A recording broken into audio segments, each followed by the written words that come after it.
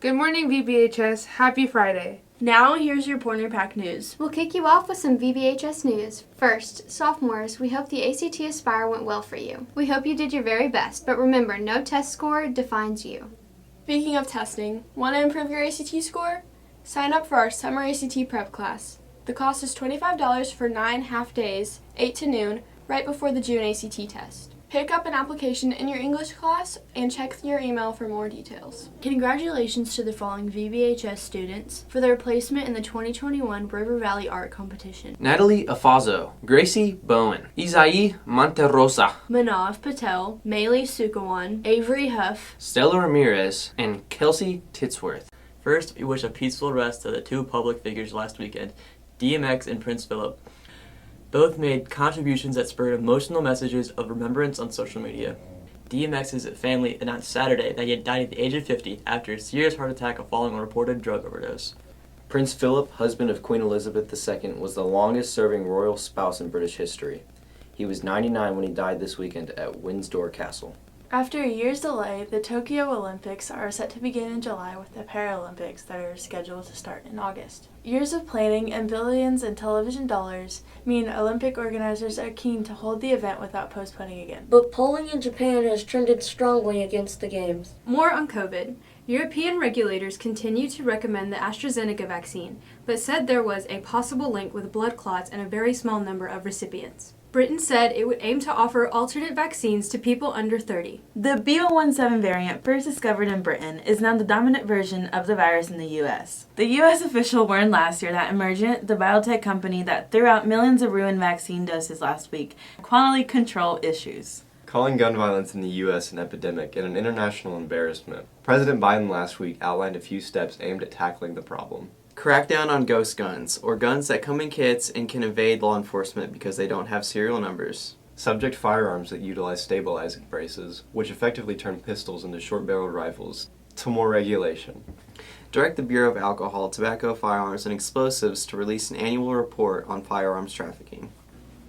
But as executive orders and not actual laws, these moves are more of a tremor than an actual earthquake. Biden would like to see far more gun control legislation, including a ban on assault weapons and the lifting of legal immunity for firearm manufacturers. But he won't get very far without support from Republicans in Congress, which he doesn't have.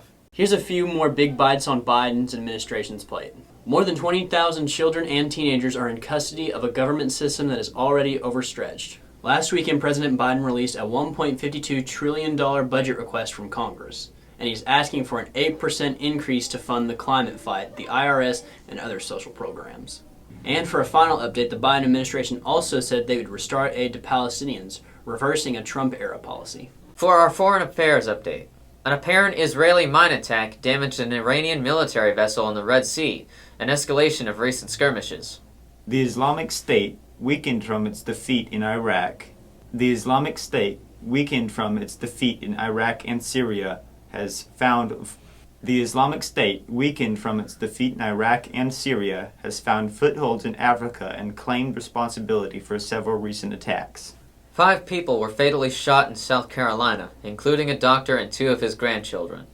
After years of resistance, France is giving its own #MeToo movement as artists, journalists, and others face public accusations of sexual abuse. For some Yahoo Answers, where users sought advice, trivia, and explanations, is shutting down after 16 years. 60 years ago, Yuri Gagarin became the first human to enter outer space. A few interesting facts about that feature. He was just 27 years old. 567 people have gone to outer space since. And speaking of space, sightings of unidentified objects are up, but there's no alien invasion. Reports rose about 1,000 nationwide last year to more than 7,200 sightings, according to the National UFO Reporting Center. In New York, sightings nearly doubled in 2020, from the previous year to about 300. The main reason, as more people stayed home and fled cities, they found more time to look up. I'm Avery. I'm Sammy. And I'm Brandon, and this is Pointer Pack News Sports.